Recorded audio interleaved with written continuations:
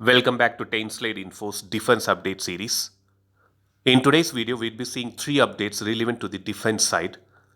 The first update is regarding Indian Air Force inducting 12 Tata Nexon electric vehicles in their fleet in order to reduce carbon footprint. The second update is regarding Yudh Abhyas military exercise, which is being conducted 100 km from China. The third update is regarding the dry Kaveri engine current development status. So now let's see each update in a detailed manner.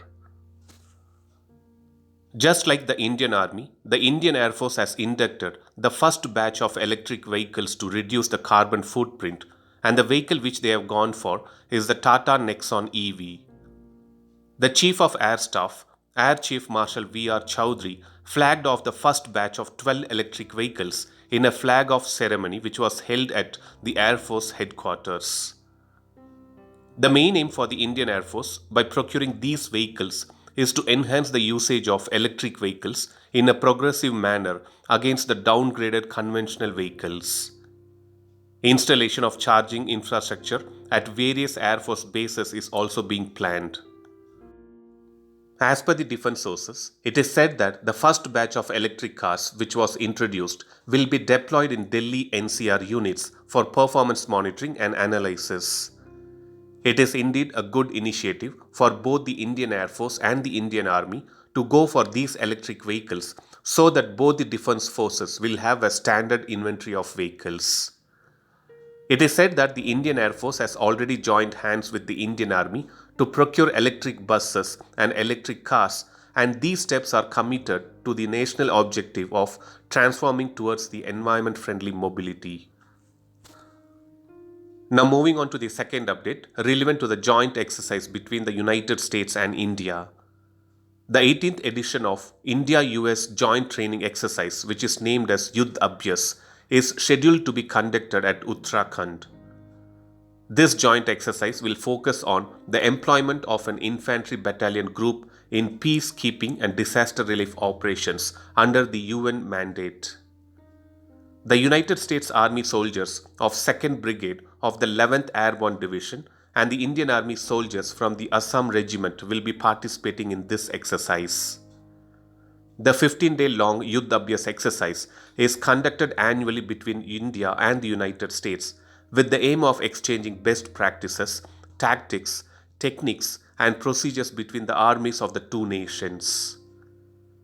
The exercise will facilitate both armies to share their wide experiences, skills, and enhance their techniques through information exchange.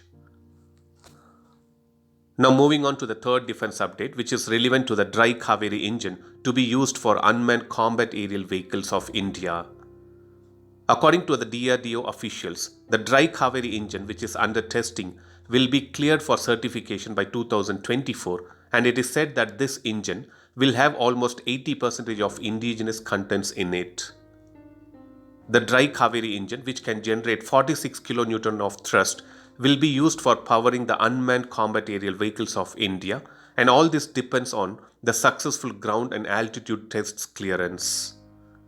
Once these tests are cleared, these engines would continue with engine endurance testing. The engine endurance testing is the final part of the certification of the engine, which is required for the Center for Military Airworthiness and Certification. Once the afterburner section for the engine is developed, it would be used to power the upcoming HLFT-42 trainer aircrafts.